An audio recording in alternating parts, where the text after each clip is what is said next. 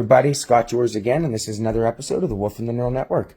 Tonight I want to talk about the repetitious nature of some of these videos and why it's like that. Now, you got to think about the different parties that I'm engaging here, like J.D. Irving, the media, RCMP, DND, the College of Physicians and Surgeons, right? Like if I were to take a traditional approach, I would have lost already, right?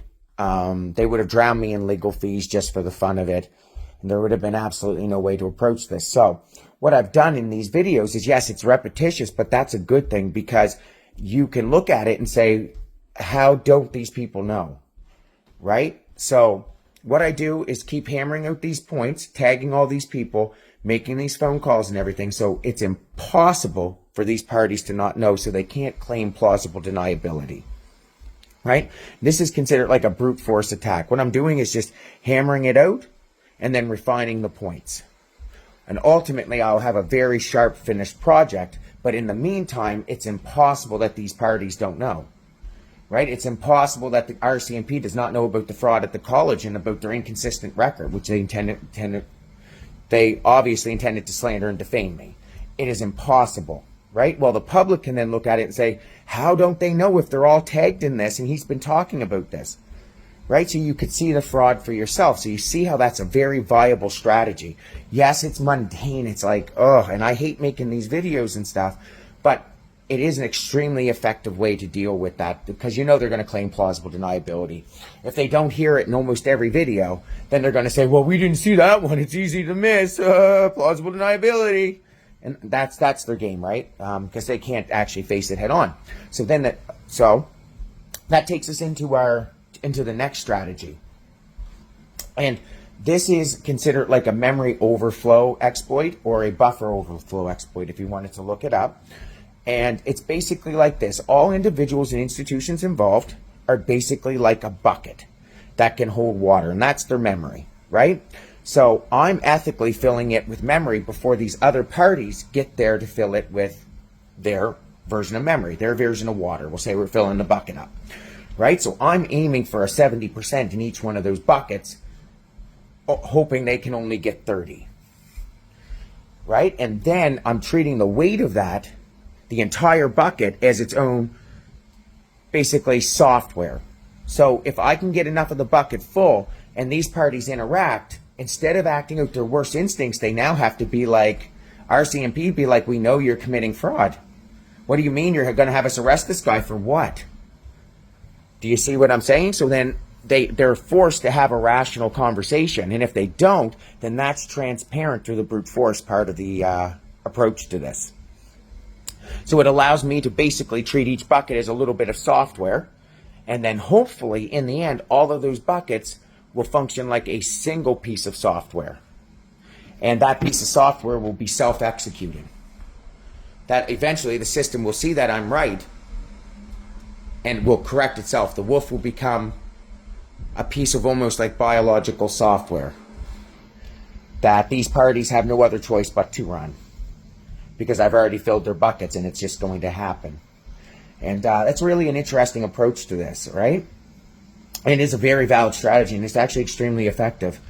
The next approach is, like I've talked about, using this, using percents and inflating them, right? Aiming for a 70%. Now, this is very similar to weights and biases with artificial intelligence. And this is extremely important because when you look at the contract designations with, like, EMIC, associations with SCL Group and Cambridge Analytica, and then the contract designations of target audience analysis. This is considered weapons grade communication tactics. It's psychological warfare. And these are the best people in the world. And you can see how they could make a push or a shove to make me look crazy. So imagine them making an event occur and making me focus on it. Then somebody could say, oh, that's retarded. Look at you focusing on this or that, right? And there's really serious advantage to that. But also, you're going to have natural bias in a situation like this. I can't know certain things for sure, but I can know with a certain degree of certainty, right? And reasonably assign that. So if I can say, well, I feel like there's a 55% chance or there's an 80% chance, then this model allows me to back that up with all these data points. And that helps me also remove my own bias in the end and stops them from saying, oh, you think events are 100%. It's like, what are you talking about? The whole approach of the Wolf and the Neural Network was to not do that. But then it allows us to quantify target audience analysis, because look, we can look at different events that occurred, and instead of saying, Scott, was this, or was this real, or this, or this, like, no, these might be valid questions. And whether it's not real, it obviously happened. But if it is what you think it is, it allows you to categorize these things and discuss them individually, but as a whole. Right? So we can actually have a rational, professional discussion on the idea of target audience analysis and psychological warfare, right? And we can quantify it. Well, then I'll be able to see things that may be artifacts that I have created or they have created because of it.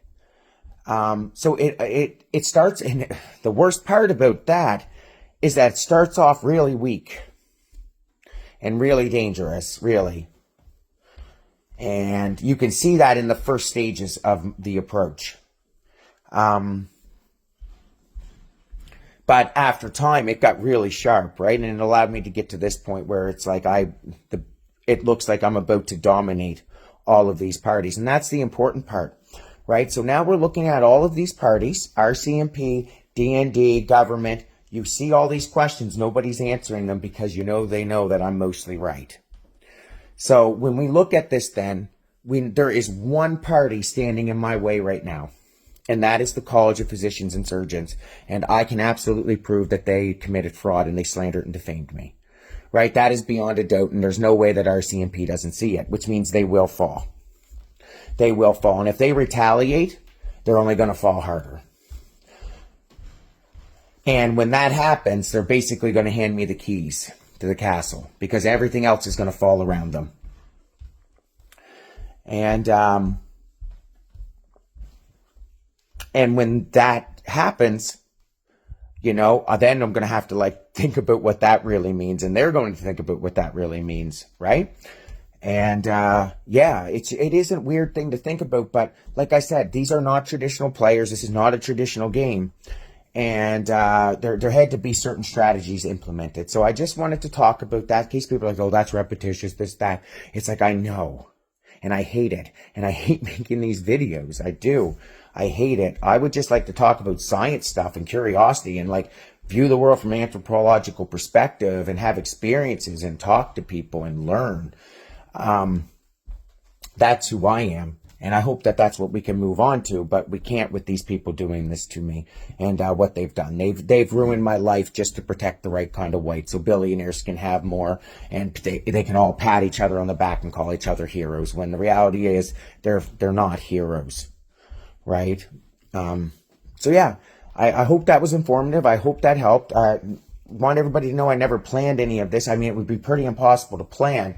But to go into it with a general mindset, I think that sums up the way that I've kind of approached this, and addresses if you think, oh, it's kind of repetitious. It's like, yeah, it is, but that's the point, right? That's the point. This is not a traditional enemy.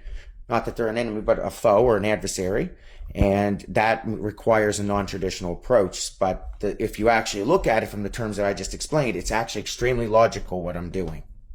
Right? And that's consistent with a fact-based approach in everything I've done. I've tried to be extremely logical, and that's why I wanted to explain this out, just in case anybody's curious about Scott, who I am, and the way that I've approached this.